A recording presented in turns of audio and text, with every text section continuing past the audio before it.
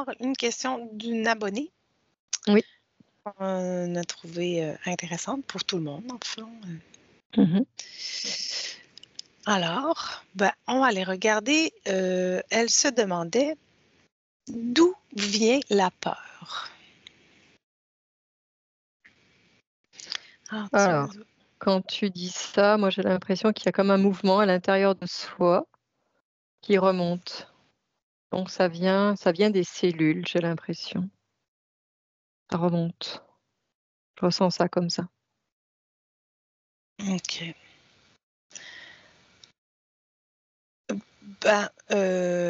Qu'est-ce qui fait qu'elle remonte, la peur, justement? Pourquoi est-ce qu'on a cette remontée-là? Elle est provoquée par quoi, cette remontée-là? Il y a eu une situation qui fait que cette peur qui était ancrée, on va dire, ressort, elle revient à la surface. Voilà, elle est en soi, nous l'avons en nous. Et suivant les expériences que nous avons, qui viennent à nous, on va dire, que l'on attire, eh bien, elle peut surgir. Voilà. Et donc, du coup, on en est conscient. Voilà, parce qu'elle remonte à la surface. OK. Quand tu dis nous l'avons à nous, mais d'où est-ce qu'elle vient? Je veux dire, pourquoi la peur s'est créée? À l'origine? L'origine Oui, de c'est tout, ça, à l'origine. L'origine de la d'accord. peur. Oui, De la d'accord. peur. À quoi ça sert, la peur? Quel est le but de la peur? Parce que si ça s'est créé, c'est qu'il y a Alors, forcément un but. moi, ce que j'ai entendu tout de suite, c'était genre rester focus. La peur. Rester Restez focus, focus. vigilant, vigilant. Rester focus, vigilant. Ça permet dans cette densité, dans la matière, on va dire, ça Oui. permet presque de rester en vie même, j'entends. OK. Parce que ça met en alerte les sens. Voilà. Et du coup, lorsqu'on a peur, on va être davantage vigilant, on va regarder, on va,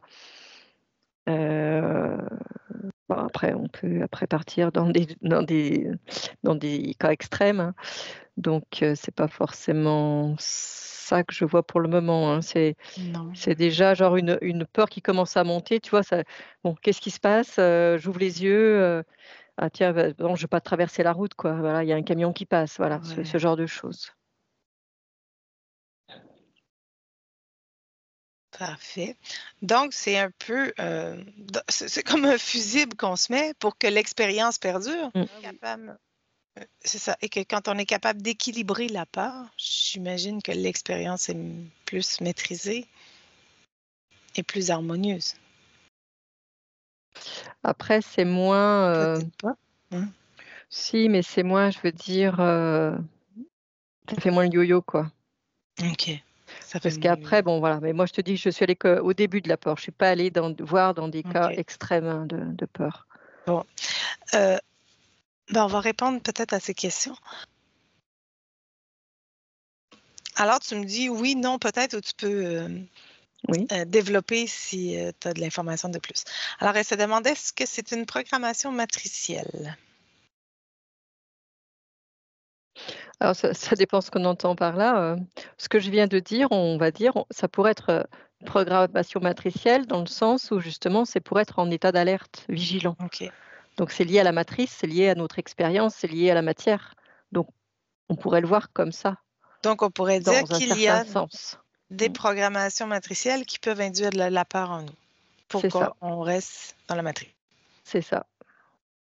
Après, est-ce que c'est un parasite placé judicieusement dans le génome humain?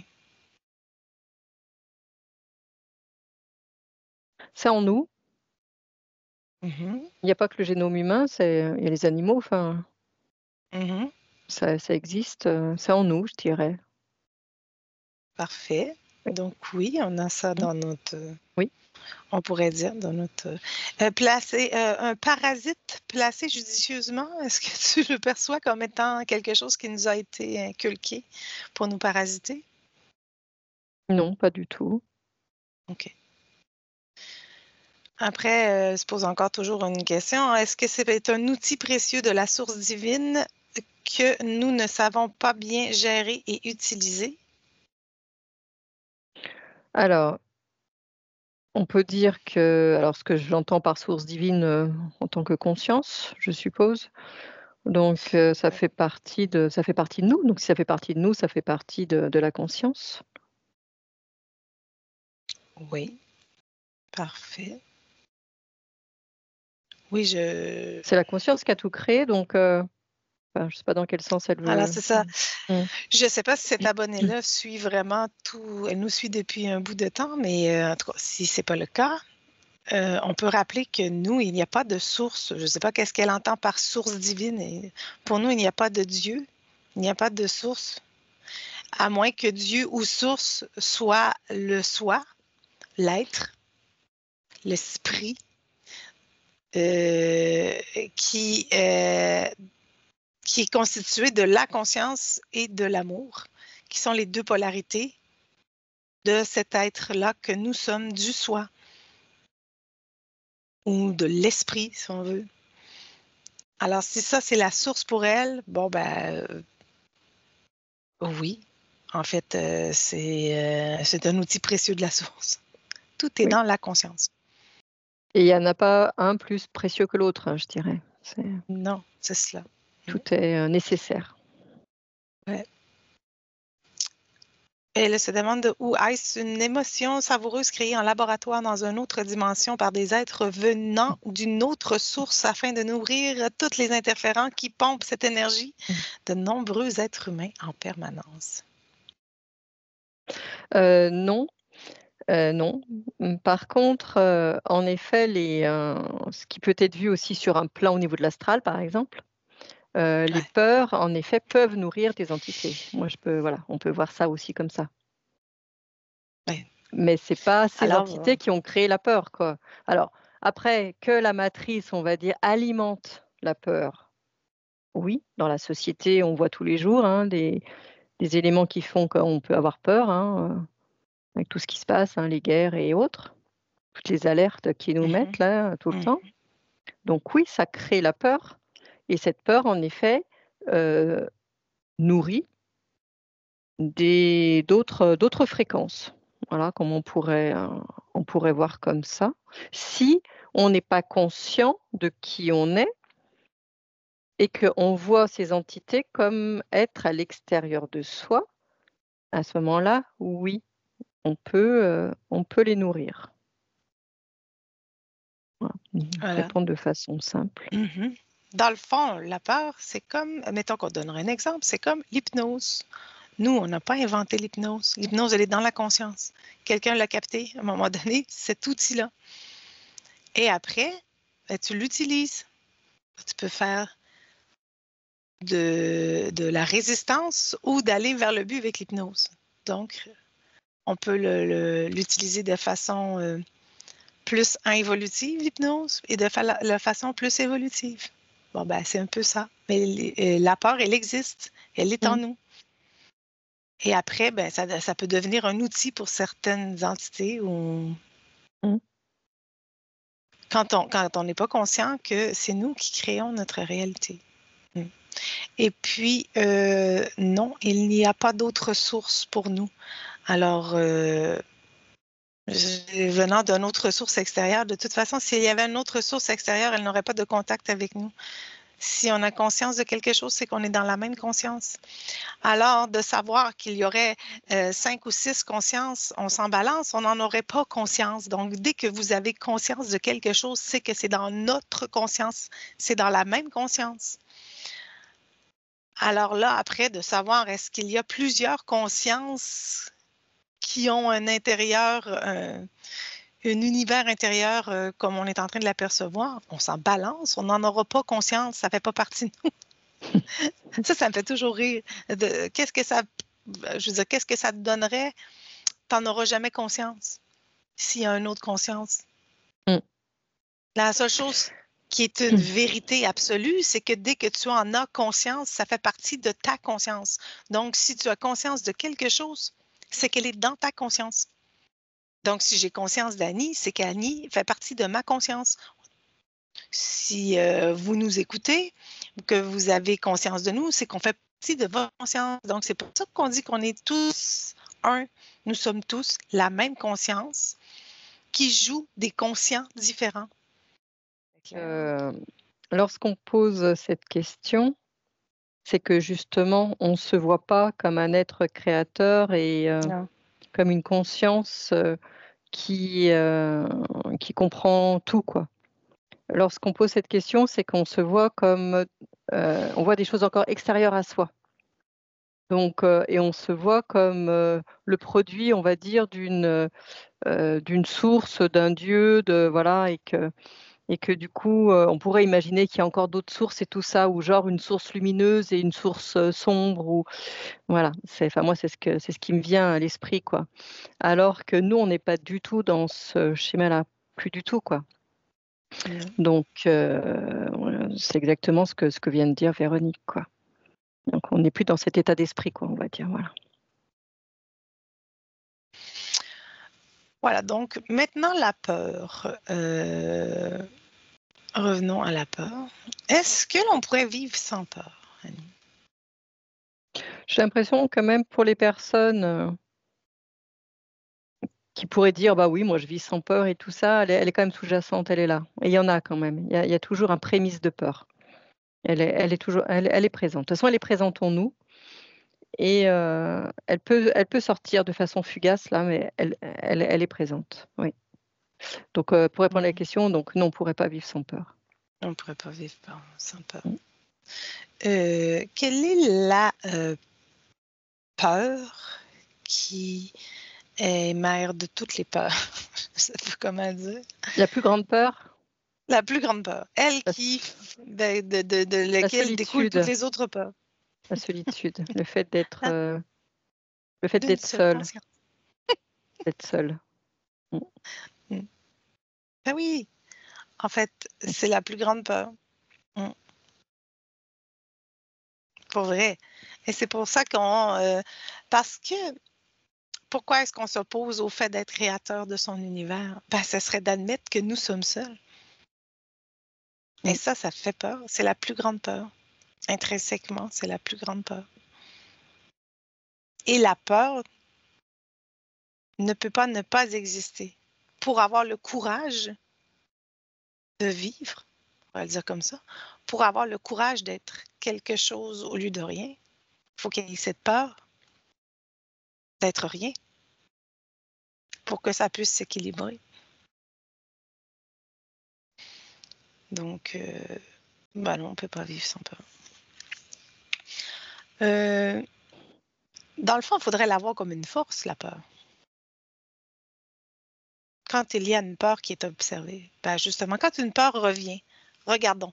On va aller voir quand la peur elle est activée. Bon, quelque chose active la peur.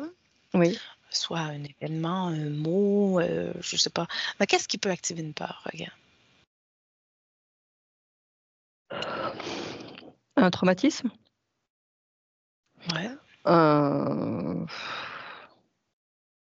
Un décès, un accident, une parole, une mémoire. Un déclencheur.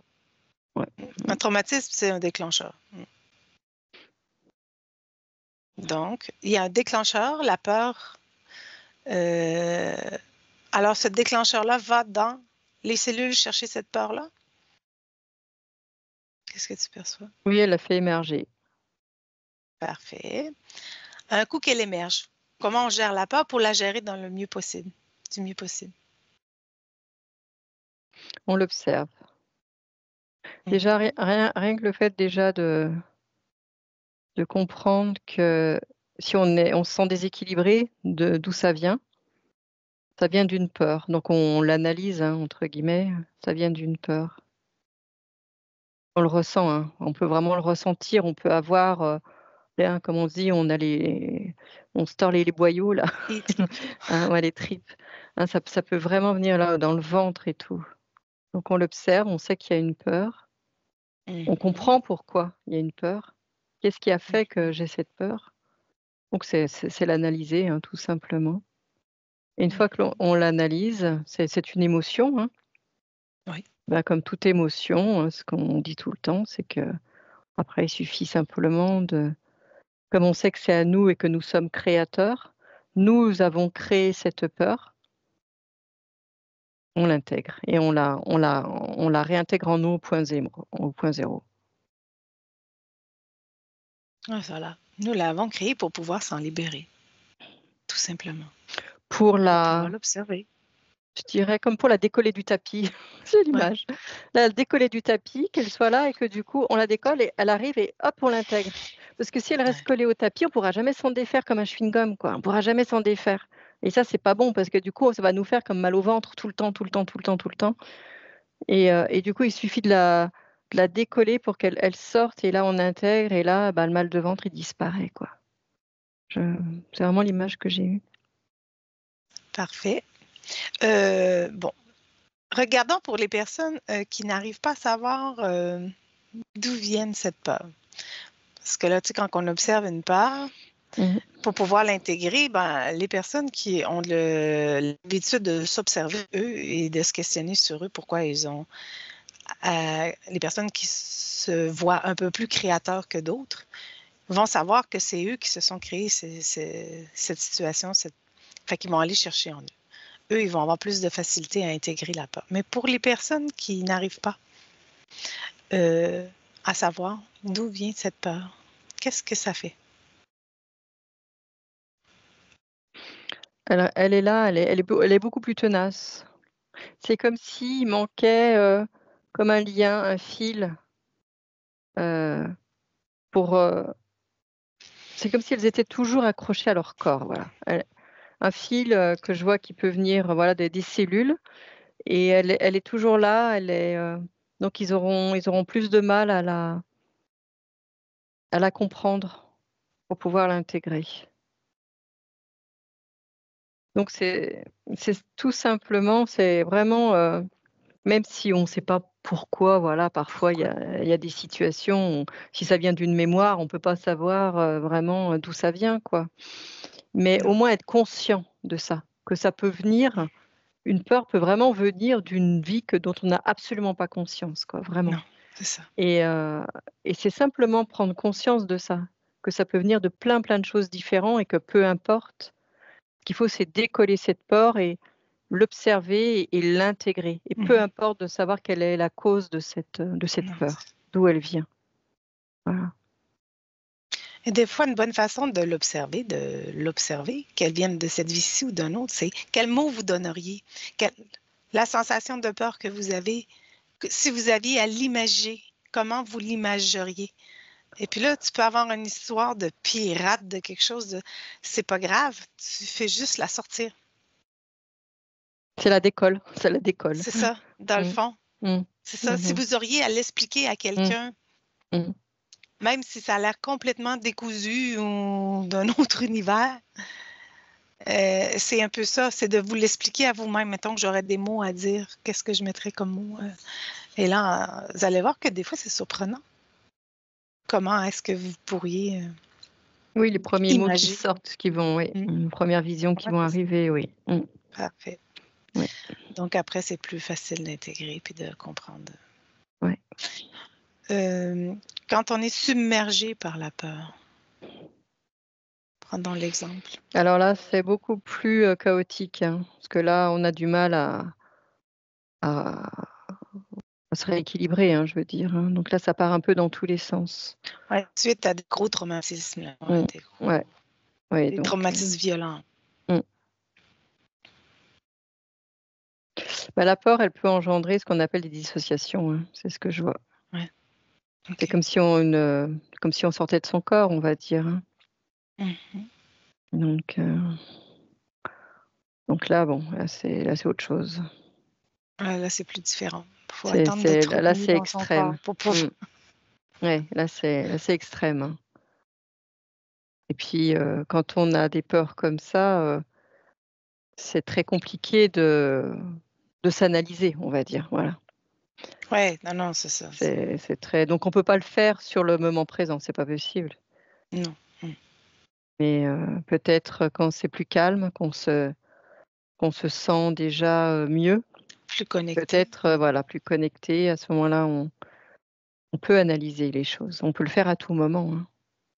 Hein. savoir d'où c'est venu, qu'est-ce qui s'est passé, enfin voilà, analyser un peu la situation. Mhm.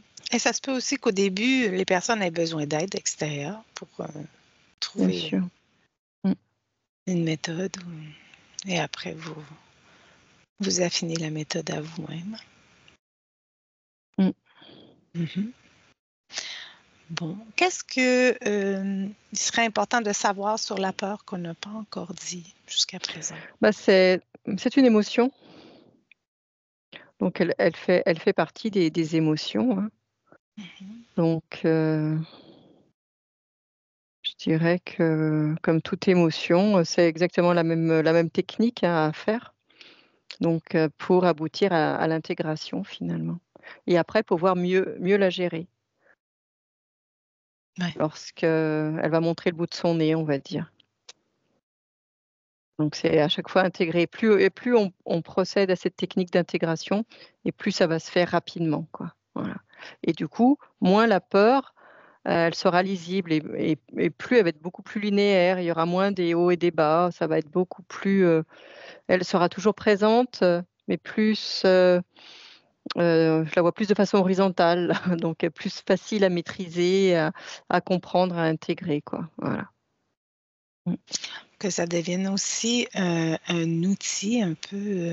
On peut aussi essayer de voir un peu, là, j'ai l'image comme quand tu es dans un manège au-dessus, vraiment de la plante, puis tu sais que ça va Ah, le plonger comme ça. looping, dans un Ouais, là, looping. Mmh.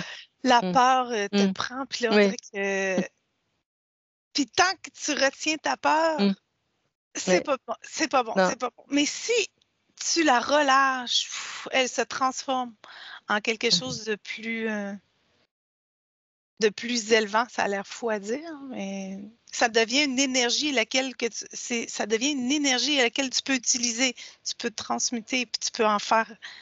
Alors, tu t'es servi de cette énergie-là de peur pour en faire quelque chose d'agréable, finalement.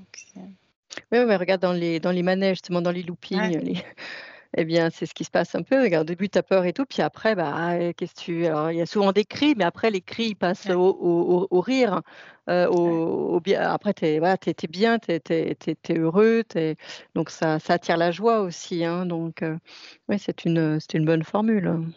Ouais. Mmh. Bon. Et puis après, il y a des adeptes des loopings, mais là, ça, c'est autre chose.